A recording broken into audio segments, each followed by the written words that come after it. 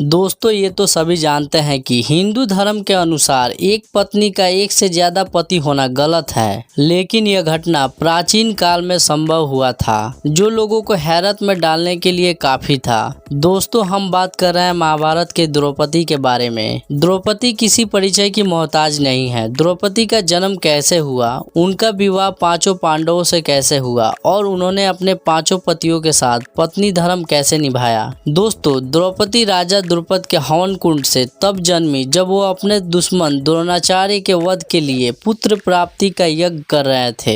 उसी यज्ञ की हवन कुंड की अग्नि से एक पुत्र जन्मा, साथ ही द्रौपदी का भी जन्म हुआ। द्रौपदी के स्वयंवर के बारे में तो हर कोई जानता होगा। द्रौपदी के पिता ने उनकी शादी के लिए एक स्वयंवर का आयोजन किया था, जिसमें गोल गोल घूमती मछली की आंख भेदनी थी और शर्त रखी गई थी कि जो भी मछली की आंख में तीर मारेगा उसी से द्रौपदी का विवाह होगा। जिसके बाद बड़े बड़े राजाओं के पुत्रों ने यह काम करने की कोशिश की, लेकिन सफल नहीं हुए। तब अर्जुन ने स्वयंवर की शर्तों को पूरा किया और द्रौपदी को अपनी पत्नी बना लिया। कहा जाता है जिस समय द्रौपदी का स्वयंवर हुआ उस समय पांचों पांडव अपनी माता कुंती के साथ अपनी पहचान छिपाकर ब्राह्मण वेश में रहा करते थे और भिक्षा मांगकर अपनी जीविका चलाते थे। पांडव जितनी भी भिक्षा मांगकर लाते उसे अपनी माता कुंती के सामने रख दिया करते थे। माता कुंती भिक्षा को पांचों भाइयों में एक जैसी बांट दिया करती थी। जब विवाह के बाद अर्जुन द्रौपदी को लेकर घर आए तो उन्होंने दरवाजे से ही देवी कुंती से कहा कि देखो माँ, आज हम लोग आपके लिए क्या लाए हैं। कुंती घर के कामों में इतनी ज्यादा व्यस्त थी कि उन्होंने अर्जुन की ओर आंख उठाकर भी नहीं देखा और पांचों भाइयों को आपस में बांट लेने को कहा। पांचों पांडव और उनकी माता कुंती सत्यवादी होने के बारे में हर कोई जानता है। वे पांचों भाई माँ के हर आदेश का पालन करना अपना धर्म समझते थे।